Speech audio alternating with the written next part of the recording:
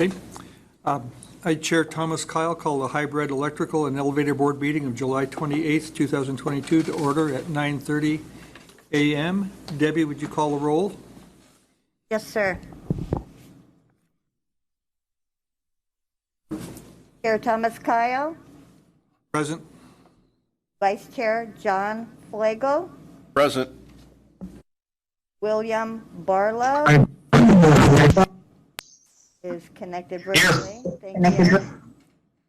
Amy Byer is excused. Elizabeth Bunga. Here. She's also connected virtually. Sarah Curry. Sarah. Here. Thank you, Sarah. Connected virtually. Rob McNeill. Present. Connected virtually. Richard Redder. Present. Thank you. Connected virtually. Ryan Richards is here in the room. Here. Thank you, Ryan. Al Schrucker.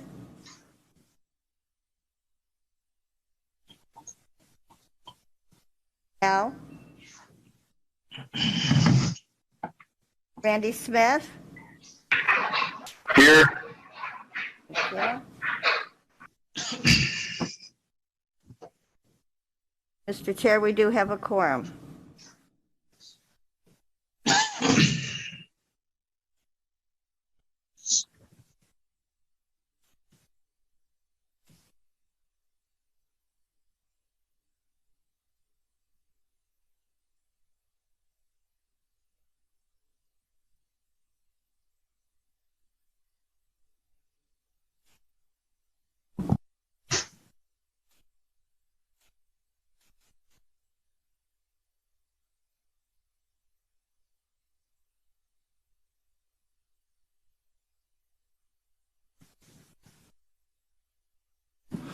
Thank you, Chair Kyle. Andy Bolden, Senior Policy Advisor with the division. We did receive one request for public comment prior to the meeting from Aleksandr Primachenko. If Aleksandr is either in the room or online, he can present his comment to the board now. Aleksandr, are you here?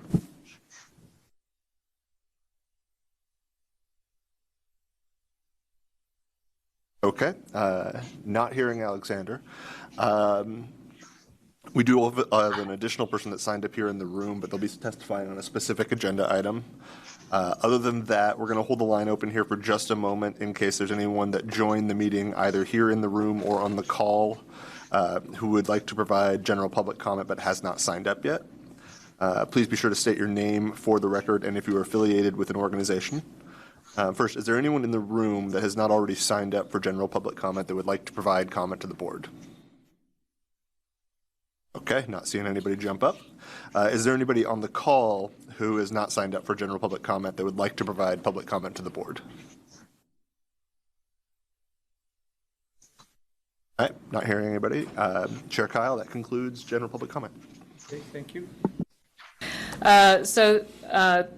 Through the chair, before the board is a summary of consent orders recently negotiated by a division on the board's behalf for settlement prior to hearing. We've entered into the consent agreements in 7 cases since our last board meeting. All settlements include the amount owed and suspended civil penalties fall within the guidelines on the penalty matrix and contain standard conditions. Board action is required on these cases. The summaries of the cases are included in a chart in your packet, and we've also provided the actual orders in your packets for this meeting. All the cases are fairly standard, but I'm available to answer questions you have regarding any of these actions. And again, board approval or denial of these orders is required. So I'm going to run through the chart really briefly. Again, there's 7 cases. The first case is Neil Wade Lee, ABN Lee Drilling, in Westlake. And this was violations of no electrical contractor's license, no supervising or journeyman electrician's license, no electrical permit from an installation of a 220 volt AC electrical wire from electrical distribution panel. We assessed $6,000, imposed $750, and suspended an amount of $5,250. The next case is C 2021-176, Jeffrey Max, involved a solar panel installation. No electrical contractor's license, no supervising or journeyman electrician's license, and no electrical permit in Sutherland. Assessed $6,000, imposed $1,000, and suspended $5,000. The next two cases are related cases, C 2021-172 and C 2021-192, involving Alan Mills and his company APA Renovations, Inc., involving unlicensed electrical installations for a detached structure used as a studio office for a residence in West Lynn, no electrical contractor's license, and allowing an unlicensed person to perform electrical work on part of the company. For APA Renovations, the company itself, we assessed $5,000, we imposed $1,000, and we suspended $4,000. For Mr. Mills, the owner of the company, no supervising or journeyman electrician's license and no permit. Assessed $3,000 against him, imposed $500, and suspended $2,500. The next two cases, C 2020-144 and C 2020-150, are also connected cases involving Rivercast Custom Remodeling LLC and Jose Rivera. Involved the installation of a new fan for a bathroom and an installation of new electrical wiring. For the company, this was in Portland area, and for the company Rivercast, the violations were no electrical contractor's license, no electrical permit. We assessed $8,000, imposed $3,000, suspended $5,000. And for Jose Rivera himself, the owner of the company, so no supervising or journeyman electrician's license, assessed $4,000, imposed $1,500, suspended $2,500, and this was actually a combined case. This one went in front of the plumbing board as well because there were some plumbing violations. The last case before you today for approval would be C 2020-65, involving Wayne Walter. This was the installation of new soffit exterior lighting fixtures. The violations were no electrical contractor's license, no supervising or journeyman electrician's license, and a no electrical permit. Assessed $6,000, imposed $750, and suspended $5,250 on him.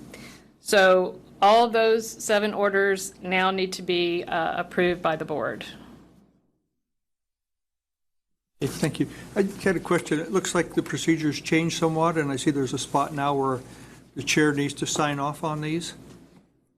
There's a spot for my signature as chair. On the orders? Yes, I hadn't seen that in the past. Well, Chair Kyle, that's actually not a change in procedure. We always have a spot for the chair to sign. But this is one of the first times it's been a while since we've actually provided copies of the orders for your review. Maybe Julia could address that issue today for me. Julia, would you be able to do that? Yes. If that's okay? Yes. Sorry about that, Julia. Hey, Chair Kyle. I'm going to try to sit down here. Thank you, Chair Kyle. Julia Heyer, Enforcement Manager with the Building Codes Division. And thank you to the members of the board. So the signature line here on the orders, it's actually with the approval of the board, they get signed by the enforcement section. So I sign them on behalf of the board for the chair. So there's some language for chair of electrical and elevator board. So it's signed on your behalf after the board approves it, of course. Okay, very good. I'm sorry, I just want to make sure that was stated correctly. Yes. Thank you. No problem. Through the chair, I appreciate all the work you guys do for enforcement, keeping people honest and making sure they have licenses. So I make a motion to adopt the 7 cases proposed for resolution as outlined in the enforcement board report for final orders. I second that motion. Okay, we have a motion before the board to approve all of the consent orders. Debbie, would you call the roll? Yes, sir. William Barlow, Aye. Elizabeth Funga, Aye. Sarah Curry, Aye. Rob McNeill, Aye. Ryan Richards, Aye. Richard Rudder, Aye. Al Shecker, Aye. Thank you, Al. Randy Smith, Aye. Vice Chair John Flagel, Aye. and Chair Thomas Kyle. Aye. Mr. Chair, the motion passes unanimously. Okay, agenda item 3B. Another thing from Kathy about an enforcement issue? Yes, thank you, Chair Kyle, and thank you to the board for approving those orders for us. This is the default orders, so there's only one since the last meeting, last board meeting. It's KC 2021-0188. No board action is required on this one, but we just wanted to let the board be aware that this was a default order. This was PDX Top Finishes LLC in Canby, involving the installation of a new jacuzzi tub with no electrical contractor's license, allowing unlicensed individual to perform electrical work and no electrical permit. So the penalty assessed and penalty to pay on this one is $6,000. So just to let the board know, but no board action is required. Okay, thank you, Thank Kathy. you. Thank you very much. Agenda item 3C, electrical program update. Keith Anderson. Good morning, Keith Anderson. Turn the mic on here.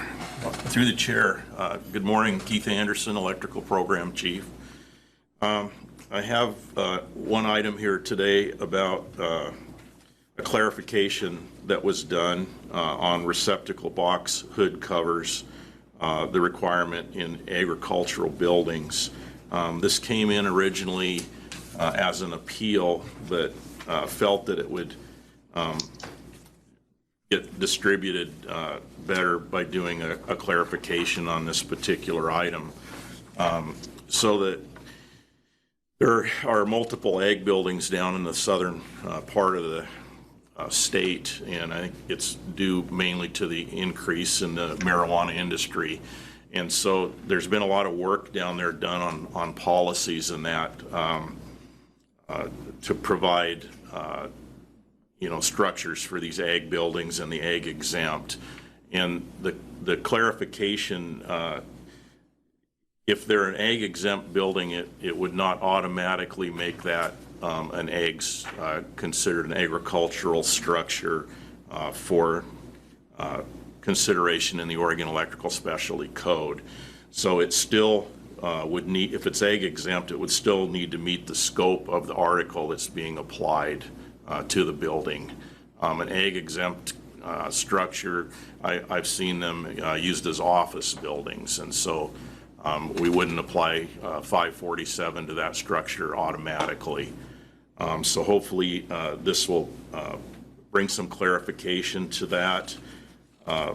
We worked in the code committee last time in the amendments to make it clear that when the structural code is applied, or we would look to the structural code for the use of the building, and then go from there in application to the electrical specialty code. So again, if it's not applicable to the structural code, then we would go to the scope of the code being applied, the electrical specialty code being applied for the installation of the electrical system. So these are normally dry locations, and we're requiring the box hood covers, but unless that particular section requires the hood cover, it would not automatically apply. So anyway, this just came out the other day, and we wanted to share it, here with the board. I think that's the supervisor committee that we have for rewriting the test is going well. We're still working on that, and we've put a couple more tests in the system, and it's still going on. It's been a long process, but we're having a lot of success with that. So that's all I had, unless someone had a question for me.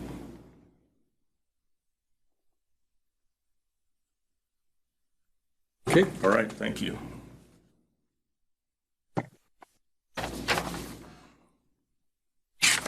Okay, elevator program update, that's item D. Good morning, Chairman Kyle, members of the board. For the record, Warren Hartung, Chief Inspector, Elevator Safety Program, Statewide Services. Hope you got your package in front of you this morning. I didn't get mine, so I'm hoping everything looks good. Out and about doing inspections and training today, we got a new inspector. Mr. Troy Lars joined our happy band of fellows and is in process of training, and we'll turn him loose probably next week or the week after. Outside of that, I have nothing new to report. All right, thank you. I see on Thank our you. agenda that I did miss the formal farewell to Randy Carmony, the elevator installer, so I guess we're still looking for someone to fill that position on the board. Thank you, Randy. Okay, item 4, no communications. None. Item 5, no appeals. Item 6, unfinished business, there's none. Item VII.A, this is model code. Andy? Thank you, Chair Kyle. Andy Bolton, Senior Policy Advisor with the division. The division is requesting the board's approval to move forward with the code adoption process for the 2023 Oregon Electrical Specialty Code. In your board packet, there's a memo outlining the division's recommended process steps, including a recommended model code to base the 2023 OESC on, and a proposed timeline for the adoption of the 2023 OESC. Here today, the division is requesting board action on a few items. Approve the division's recommendation to use the 2023 NFPA 70 National Electrical Code as the model code for the 2023 OESC. Approve the division's recommendation to solicit and appoint a code committee with a solicitation for members opening on August 15th, 2022 and held open until August 26th, 2022. And approve the division's recommendation to open a public proposal period to receive proposals for inclusion in the 2023 OESC. The proposal period would open September 12th, 2022 and be held open until October 30th, 2022. The code committee meetings will be determined based on the availability of code committee members, but the meetings would occur after the end of the public proposal period on October 30th. Keith Anderson from the division is here as well if there are any technical questions related to the kickoff of the code adoption process, and this item will require a motion. Okay. Keith, do you have any comments on it? I believe we're, set to move forward, and, we'll work with the board on picking the applicants. We had, I think, 10 last time, and I assume we'll stay within that, somewhere near that number again this time around, too. It worked real well and went real smooth the last time with, I think we had 5 meetings total, so. Looking forward to getting started with it. And were most of those meetings hybrid or? Last time we met in person on all of those, so we got it done just prior to this. Okay.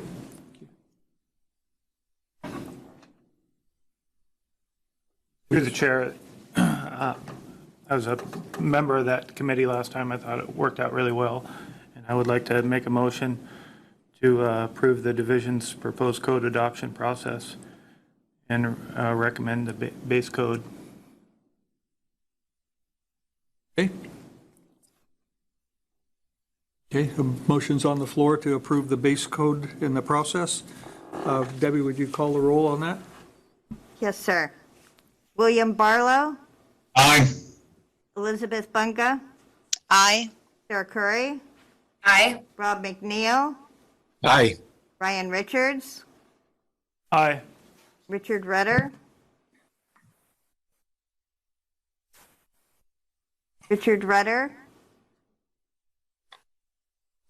Aye. thank you. Al Shecker, Aye. Randy Smith, Aye. Vice Chair John Flagel, Aye. Chair Thomas Kyle. Aye. Mr. Chair, the motion passes unanimously. Just a question, Andy, does that include forming the committee? Thank you, Mr. Chair. Andy Bolton, Senior Policy Advisor with the division. We'll kick off the process of soliciting members for the committee, and then we'll bring that solicitation, the results of that solicitation, back to the board to select the committee. That doesn't require a separate motion to solicit that committee. Great, thank you. Item VII.A, and I see there's somebody signed up for public, VII.B, excuse me, for public comment. Stephen, would you like to say something? And the time is 5 minutes, if you don't mind. Chair Kyle and the board. Can you hit the button? He's got it. Oh, is it? Green, yeah. Steve Shepard, representing Bear Electric Incorporated. Speaking on the electrical vehicle supply circuit state alternative method. I want to appreciate being this presented forward, because this is an issue that has happened several times, multiple times. One of the things that I would like to suggest is changing the wording just a little bit based on the paperwork that I presented to the members that are here and to the board members that are remote. I'm sorry, I didn't get it presented electronically. But the three main manufacturers of chargers that we've used all recommend that they do not be installed on a GFI breaker.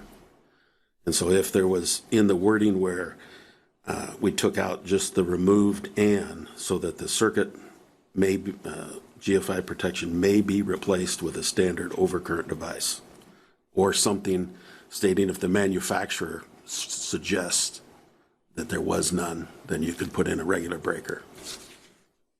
That's what I'd like to present is all. Thank you. Keith, would you like to speak to this issue? Yes, I've had a similar comment, and we will address it technically so it's clear that it's not required to install it first to see if it works or not. So thank you. Yeah, thank you for your comment.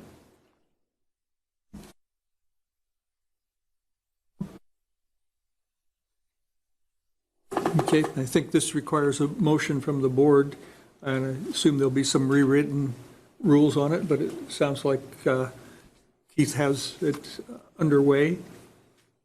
So if the board could adopt the concept and the rule. I, too, have been involved in quite a bit of conversation about that. So I'm in support of, I'd like to make a motion of approve the technical and scientific facts and propose a statewide alternative method with making it clear about not requiring a GFI be installed before and then removing it. So. Okay, thank you. So the motion's on the floor to approve the concept. Is it be slightly rewritten? Debbie, would you call the roll? Yes, sir. William Barlow? Aye. Elizabeth Bunga? Aye. Sarah Curry? Aye. Rob McNeill? Aye. Ryan Richards? Aye. Richard Rudder? Aye. Al Shucker? Aye. Randy Smith? Vice Chair John Flagel? Aye. Chairman Thomas Kyle? Aye. Mr. Chair, the motion passes unanimously. Okay, item VII.C, review of committee recommendations for continuing education courses. Andy? Thank you, Chair Kyle. Andy Bolton, Senior Policy Advisor with the division. In June, the CE Committee reviewed 35 applications from 11 organizations. 20 courses were recommended for approval, and 2 courses were not recommended for approval, and 13 instructors were recommended for approval. The applications are detailed in the matrix included in your board packet, and this item will require a motion.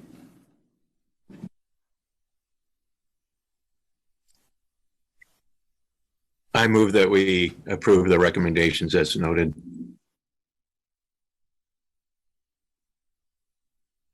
Okay, a motion's been made to approve the recommendations as noted. Debbie, would you call the roll on this item? Yes, sir. William Barlow? Aye. Elizabeth Bunga, Aye. Sarah Curry, Aye. Rob McNeill, Aye. Ryan Richards, Aye.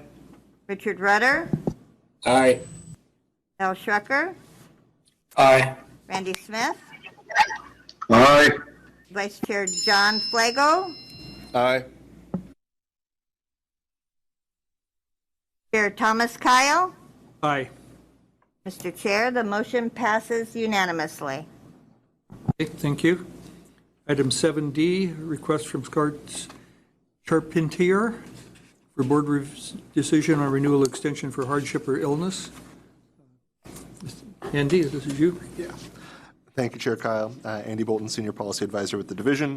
The board occasionally receives requests for a hardship waiver on the continuing education requirements. Scott, I believe it's Charpentier, but I'm not sure, has submitted a written request for consideration for a hardship waiver, and that request is available in your board packet. To grant or deny a hardship waiver is at the discretion of the board, and this item will require a motion. I am not sure if Mr. Charpentier is here in the room or online, but if he is, it would be the discretion of the board to ask him anything that you guys would like. Okay. Is Mr. Charpentier here? Or available? See no response, so this will entertain a motion. Through the chair, I would like to ask a few questions, because I think there's some people that may not have licenses and don't understand kind of the time frame on renewal process. But could somebody kind of go through that, either Andy or Keith, as far as like how long they have? I believe it was extended due to COVID too. I believe you're right, but I'm going to defer to Keith on this one. All right, through the chair, Keith Anderson, Electrical Program Chief. So licenses that expired in 2020 were extended due to COVID. The particular license was October 1 to January 15th, I believe.